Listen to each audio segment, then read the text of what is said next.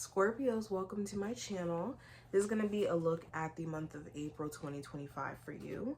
And we're going to start off with the Oracle decks. We're going to also go into like an 8-card spread or so on like the month as a whole. If you want to see future readings, make sure you subscribe. If you would also like to book a reading, I will have my website, or not my website, excuse me, my email listed below. And let's start off with this deck. So what is just the message or the overall lesson that this month is going to present to my Scorpios for April? So we have nature. So I think that the main lesson that you're going to be learning during this month is understanding who you are and the importance of what that may be, especially when it comes to understanding what you value and what spaces you need to occupy, what people you need to have around you, and also understanding other people's nature. Like, the best way to know if people are genuinely like in your corner, good people to have around, is by understanding like your own nature, and also having this like interest in other people's just nature as a whole. And everybody's way of handling things looks different. So as you get to know a person, the beautiful thing is you get to kind of understand their patterns and their, like I said, their overall nature. So this month is going to grant you an opportunity to either get to know somebody on that level, to see, you know, who they are to you. And your curiosity is what's going to either unlock a whole new relationship or give you the discernment to avoid certain things. Or if this is somebody who you've been dealing with, I think that, I guess, addressing whether or not this person and you align is going to be a big thing. Okay, now the next card, this is going to represent what you're growing from. What are my Scorpios growing from in the month of April? So we have the prophetic past. I ground myself in the here and now. So I think that this month is going to give you an opportunity to release the shackles of imprisonment of the past. And when I say that, there's nothing wrong with reflecting on the past if we're extracting the wisdom from it and the data. I like to call it the data. When we know we haven't necessarily healed from certain experiences from our past is when it still emotionally triggers us to this day, in a way where it makes us grow resentful, or it makes us grow angry, or it makes us, you know, wish that this person got payback still, where we don't really allow ourselves to free ourselves from the shackle of the past because of the fact that we're in these like low vibrational energies for way too long. Okay, so let's read what the book has to say in regards to this card. So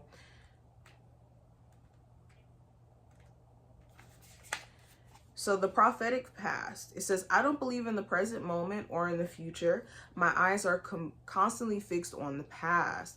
I arise when you no longer believe in yourself and think your future will be identical to what you've already experienced.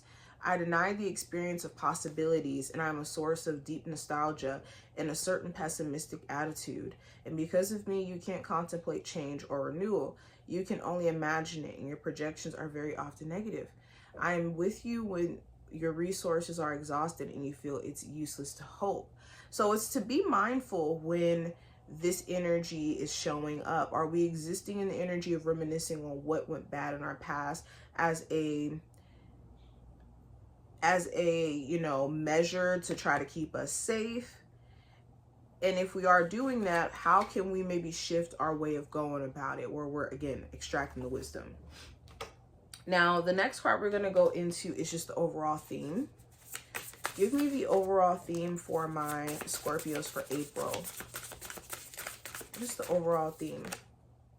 So we have the whip. So the whip is about addressing dynamics that are energetically draining, okay? And also just situations that reek of toxicity. So the whip card is associated with cleansing and putting things in order on any level. It can indicate cleaning in the house, as well as investigations and inspections at work, or attempts to figure out a romantic relationship, usually accompanied by quarrels. reproaches, and accusations. This card predicts a clash of interests, contradictions, opposition, criticism, conflicts, inspections, accusations, legal disputes, fines, sanctions. This card is one of, hold on. This card is, oh my God, if I can read. This card is about addressing conflict.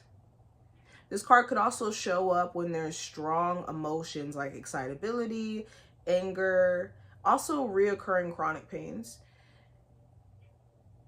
This card could represent communication, negotiations, and attempt to defend and uphold your point of view. And this could talk about like verbal altercations. And it just warns of being careful of communication as a whole. So I think that this month is about addressing conflicts, whether they're like conflicts with others, internal conflict, matters of such. But let's go ahead and go deeper. Okay, so the theme for this month for you Scorpios, we have the Temperance card. So yeah, a lot of you, your patience level is pretty much gone when it comes to foolishness, coming from a romantic connection, from a job, from certain people around you. Your patience level may be very, very thin.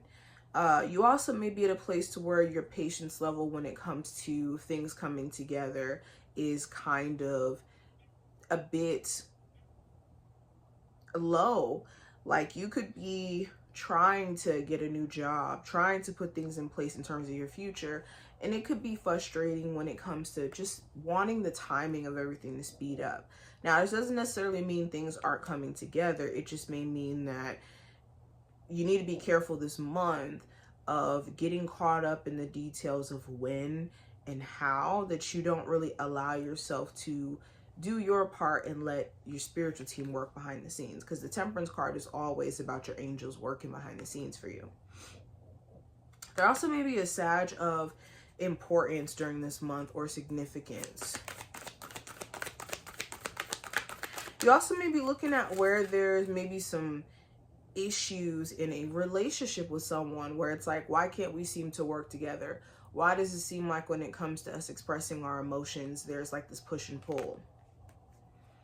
Now, when it comes to career and finance specifically, I have the Chariot. So there could be some big goals that you're accomplishing this month. You could be seeing some signs of things moving forward for sure.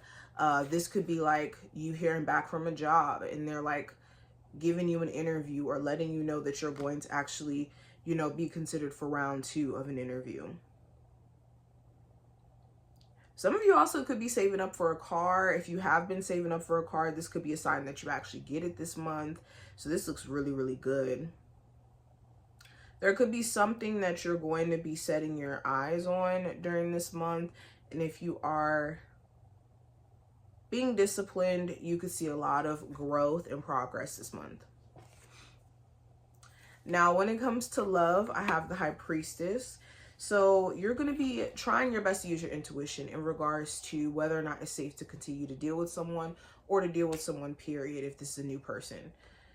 You could feel like something your person is hiding or isn't saying to you is putting a strain on the relationship. Or you could even question like, does this person genuinely like tell me what's going on? Because they just seem like so to themselves.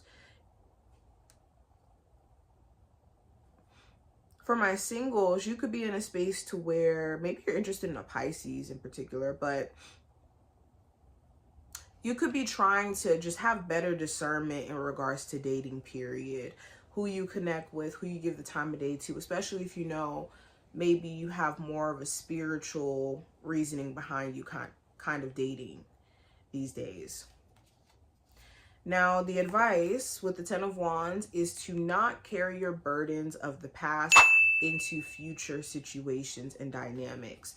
Okay, one thing that is unfair that trauma will do, it will make us make other people accidentally responsible for trauma that other people have put us through. So this could look like, you know, I put up with a lot in my past and, you know, I just don't want to put up with those same things again. So in anticipation of certain cycles repeating, because our brain is just on super, you know, alert mode in regards to certain things repeating, we now are like super defensive towards somebody who hasn't even done anything yet.